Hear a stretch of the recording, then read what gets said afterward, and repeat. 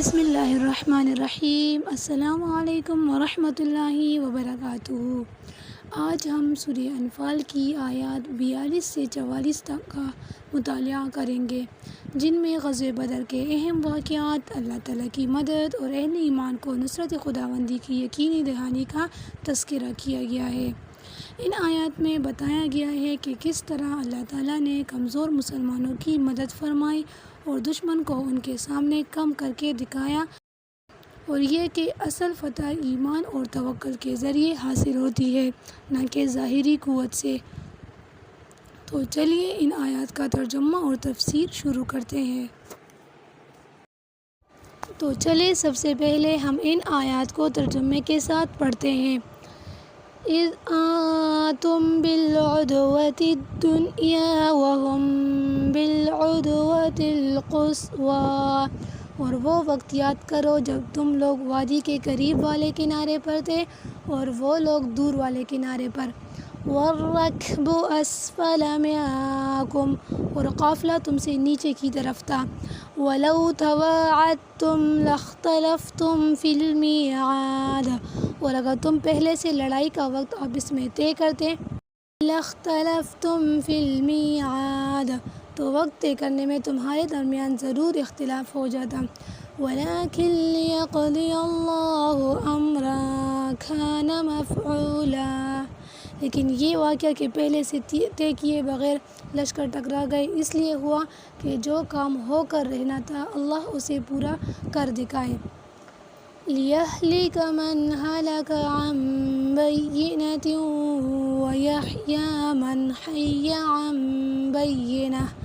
تاکہ جسے برباد ہونا ہو وہ واضح دلیل دیکھ کر برباد ہو، اور جسے زندہ رہنا ہو وہ واضح دلیل دیکھ کر زندہ رہے۔ وَإِنَّ اللَّهَ لَسَمِيعٌ عَلِيمٌ، اور اللہ ہر بات سننے والا، ہر چیز جاننے والا ہے۔ اِذْ يُرِيكَهُمُ اللَّهُ فِي مَنَامِكَ قَلِيلًا، اور اے پیغمبر وہ وقت یاد کرو جب اللہ خواب میں تمہیں ان دشمنوں کی تعداد کم دکھا رہا تھا۔ وَلَوْ أَرَاكَهُمْ كَثِيرًا لَفَشِلْتُمْ،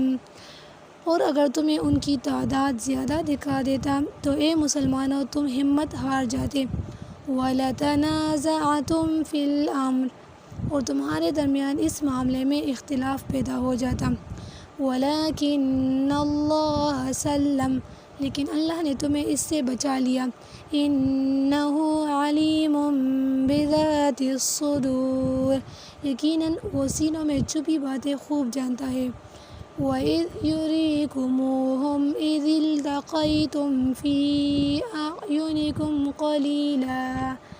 اور وہ وقت یاد کرو کہ جب تم ایک دوسرے کے مد مقابل آئے تھے تو اللہ تعالیٰ تمہاری نگاہوں میں ان کی تعداد کم دکھا رہا تھا۔ وَيُقَلِّلُكُمْ فِي أَعْيُنِهِمْ، اور ان کی نگاہوں میں تمہیں کم کر کے دکھا رہا تھا۔ لِيَقْضِيَ اللَّهُ أَمْرًا كَانَ مَفْعُولًا، تاکہ جو کام ہو کر رہنا تھا اللہ اسے پورا کر دکھائے۔ وَإِلَى اللَّهِ تُرْجَعُ الْأُمُورُ، اور تمام معاملات اللہ ہی کی طرف لوٹائے جاتے ہیں۔ ان آیات میں غزوہ بدر کے محاذ جنگ کا پورا نقشہ قرآن کریم نے بیان فرمایا ہے۔ ان آیات کی تشریح سے پہلے چند الفاظ و لغات کی تشریح دیکھ لیجیے۔ عدوہ کے معنی ایک جانب کے آتے ہیں، اور لفظ دنیا ادنا سے بنا ہے جس کے معنی ہے قریب تر۔ آخرت کے مقابلے میں اس جہان کو بھی دنیا اس لیے کہا جاتا ہے کہ وہ عالم آخرت کی نسبت انسان کی طرف قریب تر ہے،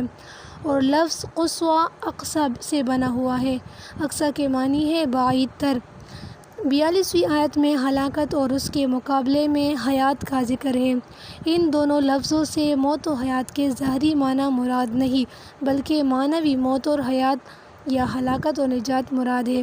معنوی حیات اسلام اور ایمان ہے، اور موت شرک اور کفر ہے۔ قرآن کریم نے کئی جگہ یہ الفاظ اس معنی میں استعمال کیے۔ ایک جگہ ارشاد ہے، یا ایھا الذین آمنوا استجیبوا للہ وللرسول اذا دعاکم لما یحییکم، یعنی اے ایمان والو تم کہاں مانو اللہ اور رسول کا جب تم کو وہ ایسی چیز کی طرف بلائیں جس میں تمہاری حیات ہے۔ مراد حیات سے وہ حقیقی اور دائمی راحت ہے جو ایمان اور اسلام کے صلے میں ملتی ہے۔ اب ان آیات کی تفسیر یہ ہوئی کہ 42ویں آیت میں غزوہ بدر کے محاذ جنگ کا نقشہ بتلایا گیا ہے کہ مسلمان عدوۃ الدنیا کے پاس تھے اور کفار عدوۃ القصویٰ کے پاس۔ مسلمانوں کا مقام اس میدان کے کنارے پر تھا جو مدینے سے قریب تھا اور کفار میدان کے دوسرے کنارے پر تھے جو مدینے سے بعید یعنی دور تھا، اور ابو سفیان کا تجارتی قافلہ جس کی وجہ سے یہ جہاد کھڑا کیا گیا تھا وہ بھی مکہ سے آنے والے لشکر کفار سے قریب اور مسلمانوں کی زد سے باہر 3 میل کے فاصلے پر سمندر کے کنارے کنارے چل رہا تھا۔ اس نقشِ جنگ کے بیان سے مقصد یہ بتلانا ہے کہ جنگی اعتبار سے مسلمان بالکل بے موقع غلط جگہ ٹھہرے تھے جہاں سے دشمن پر قابو پانے کا بلکہ اپنی جان بچانے کا بھی کوئی امکان ظاہر اعتبار سے نہ تھا، کیونکہ اس میدان کی وہ جانب جو مدینے سے قریب تھی ایک ریتیلی زمین تھی جس میں چلنا بھی بہت مشکل تھا، پھر پانی کی کوئی جگہ ان کے پاس نہ تھی، اور مدینے سے بعید والی جانب جس پر کفار نے اپنا پڑاؤ ڈالا تھا وہ صاف زمین تھی اور پانی بھی وہاں سے قریب تھا، اور اس میدان کے دونوں کناروں کا پتہ دے کر یہ بھی بتلا دیا کہ دونوں لشکر بالکل آمنے سامنے تھے کہ کسی کی طاقت یا ضعف دوسرے سے مخفی نہ رہ سکتا تھا۔ نیز یہ بھی بتلا دیا کہ مشرکین مکہ کے لشکر کو یہ بھی اطمینان حاصل تھا کہ ہمارا تجارتی قافلہ مسلمانوں کی ضد سے نکل چکا ہے، اب اگر ہمیں ضرورت پڑے تو وہ بھی ہماری امداد کر سکتا ہے۔ اس کے بالمقابل مسلمان اپنی جگہ کے اعتبار سے بھی تکلیف و پریشانی میں تھے اور کہیں سے کمک ملنے کا بھی کوئی احتمال نہ تھا،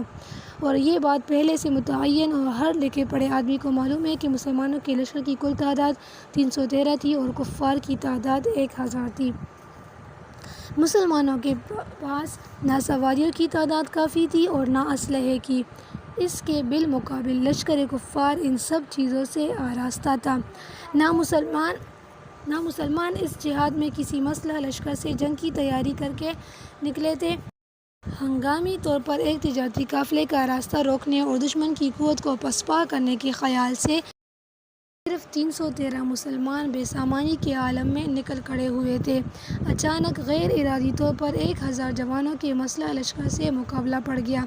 قرآن کی اس آیت نے بتلا دیا کہ لوگوں کی نظر میں یہ واقعہ اگرچہ ایک اتفاقی حادثے کی صورت میں بلا ارادہ پیش آیا، لیکن دنیا میں جتنے اتفاقات غیر اختیاری صورت سے پیش آیا کرتے ہیں ان کی سطح اور صورت اگرچہ محض اتفاقات کی ہوتی ہے، لیکن خالق کائنات کی نظر میں وہ سب کے سب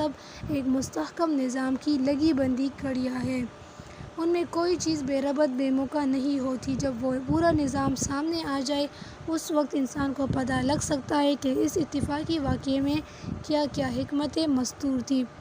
غزوہ بدر ہی کے واقعے کو لے لیجئے، اس کی اتفاقی اور غیر اختیاری صورت سے ظاہر ہونے میں یہ مصلحت تھی کہ وَلَوْ تَوَاعَدْتُمْ لَاخْتَلَفْتُمْ فِي الْمِيعَادِ، یعنی اگر عام دنیا کی جنگوں کی طرح یہ جنگ بھی تمام پہلوؤں پر غور و فکر اور باہمی قراردادوں کے ذریعے لڑی جاتی تو حالات کا تقاضا یہ تھا کہ یہ جنگ ہوتی ہی نہیں بلکہ اس میں اختلاف بڑھ جاتا،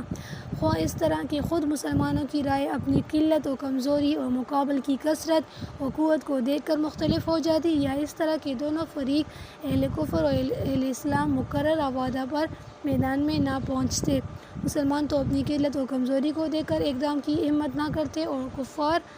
پر اللہ تعالیٰ نے مسلمانوں کا رعب جمایا ہوا تھا، وہ کثرت و قوت کے باوجود مقابلے پر آنے سے گھبراتے۔ اس لیے اللہ تعالیٰ نے ایسا نظام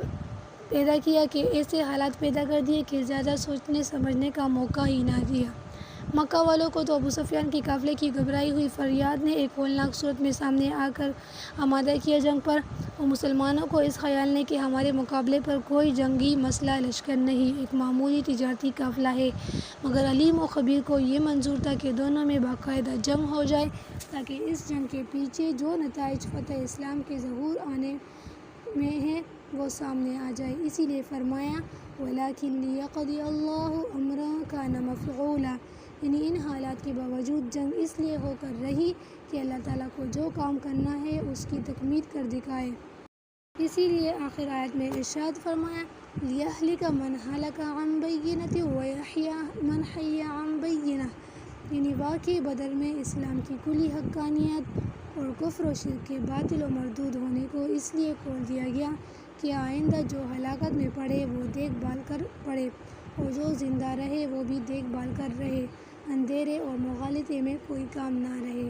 اس آیت کے الفاظ میں ہلاکت سے مراد کفر اور حیات و زندگی سے مراد اسلام ہے۔ مطلب یہ ہے کہ حق واضح ہو جانے کے بعد غلط فہمی کا احتمال اور عذر تو ختم ہو گیا،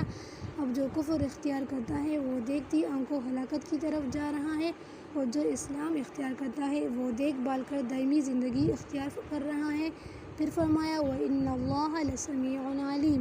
یعنی اللہ تعالیٰ خوب سننے اور جاننے والے ہیں کہ سب کے دلوں میں چھپے ہوئے کفر اور ایمان تک ان کے سامنے ہے، اور ہر ایک کی سزا و جزا بھی ان کے سامنے ہے۔ پھر 43 اور 44 دونوں آیتوں میں ایک خاص کرشمے قدرت کا ذکر ہے جو غزوہ بدر کے میدان میں اس غرض کے لیے عمل میں لایا گیا کہ ایسا نہ ہونے پائے کہ دونوں لشکروں میں سے کوئی بھی میدان جنگ چھوڑ کر اس جنگ کو ختم نہ کرے، کیونکہ اس جنگ کے نتیجے میں مادی حیثیت سے بھی حقانیت اسلام کا مظاہرہ کرنا مقدر تھا، اور وہ کرشمہ قدرت یہ تھا کہ لشکر کفار اگرچہ موقع میں مسلمانوں سے 3 گنا تھا، مگر اللہ تعالیٰ نے محض اپنی قدرت کاملہ سے مسلمانوں کو ان کی تعداد بہت کم کر کے دکھلائی تاکہ مسلمانوں میں کمزوری اور اختلاف پیدا نہ ہو جائے۔ اور یہ واقعہ 2 مرتبہ پیش آیا، ایک مرتبہ آپ صلی اللہ علیہ وسلم کو خواب میں دکھلایا، آپ نے سب مسلمانوں سے بتلا دیا جس سے ان کی ہمت بڑھ گئی، اور دوسری مرتبہ عین میدان جنگ میں جبکہ دونوں فریق آمنے سامنے کھڑے تھے مسلمانوں کو ان کی تعداد کم دکھلائی گئی۔ آیت نمبر 43 میں خواب کا اور نمبر 44 میں بیداری کا ذکر مذکور ہے۔ حضرت عبداللہ بن مسعود فرماتے ہیں کہ ہماری نظروں میں اپنا مقابل لشکر ایسا نظر آ رہا تھا کہ میں نے اپنے قریب کے ایک آدمی سے کہا کہ یہ لوگ 90 آدمیوں کی تعداد میں ہوں گے، اس شخص نے کہا کہ نہیں 100 ہوں گے۔ آخری آیت میں اس کے ساتھ یہ بھی مذکور ہے یُقَلِّلُکُم فی اعینہم، یعنی اللہ تعالیٰ نے مسلمانوں کو بھی مقابل لشکر کی نظر میں کم کر کے دکھلایا۔ اس کے یہ معنی بھی ہو سکتے ہیں کہ مسلمانوں کی تعداد تو حقیقت ہی میں کم تھی، وہ صحیح تعداد ان کو دکھلا دی، اور یہ بھی ہو سکتے ہیں کہ جتنی تعداد واقعی تھی اس سے بھی کم کر کے دکھلایا، جیسا کہ بعض روایات میں ہے کہ ابو جہل نے مسلمانوں کے لشکر کو دیکھ کر اپنے ساتھیوں سے کہا کہ ان کی تعداد تو اس سے زیادہ معلوم نہیں ہوتی جن کی خوراک 1 اونٹ ہو۔ عرب میں کسی لشکر کی تعداد معلوم کرنے کے لیے اس سے اندازہ قائم کیا جاتا تھا کہ کتنے جانور ان کی خوراک کے لیے ذبح ہوتے ہیں، 1 اونٹ 100 آدمیوں کی خوراک سمجھا جاتا تھا۔